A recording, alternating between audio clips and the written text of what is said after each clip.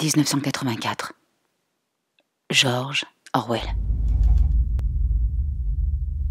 Il se souvint qu'une fois, alors qu'il descendait une rue bondée de gens, une effrayante clameur d'une centaine de voix, des voix de femmes, avait éclaté un peu plus loin, dans une rue transversale.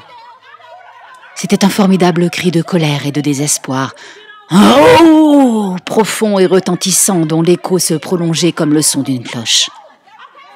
Son cœur avait bondi. On a commencé, avait-il pensé, une émeute.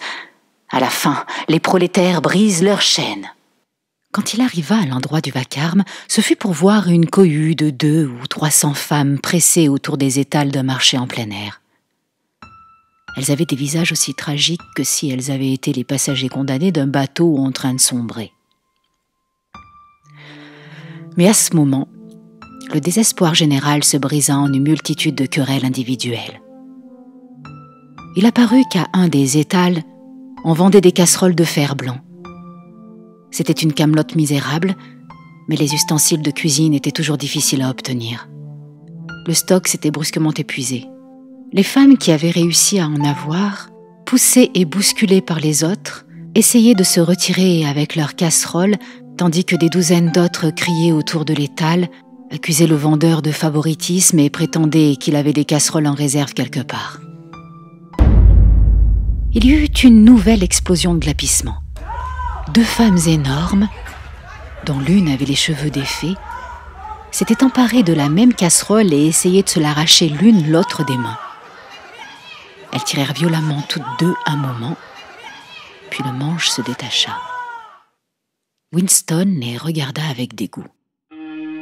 Pourtant, quelle puissance presque effrayante avait un moment sonné dans ce cri jailli de quelques centaines de gosiers seulement. Comment se faisait-il qu'ils ne pouvaient jamais crier ainsi pour des raisons importantes?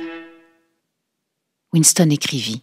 Ils ne se révolteront que lorsqu'ils seront devenus conscients, et ils ne pourront devenir conscients qu'après s'être révoltés.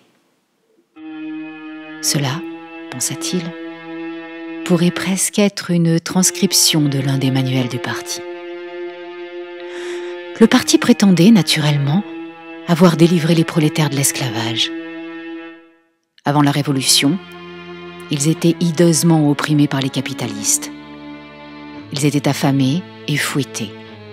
Les femmes étaient obligées de travailler dans des mines de charbon. Des femmes, d'ailleurs, travaillaient encore dans des mines de charbon. Les enfants étaient vendus aux usines à l'âge de 6 ans. Mais en même temps que ces déclarations, en vertu des principes de la double pensée, le parti enseignait que les prolétaires étaient des inférieurs naturels qui devaient être tenus en état de dépendance, comme les animaux, par l'application de quelques règles simples.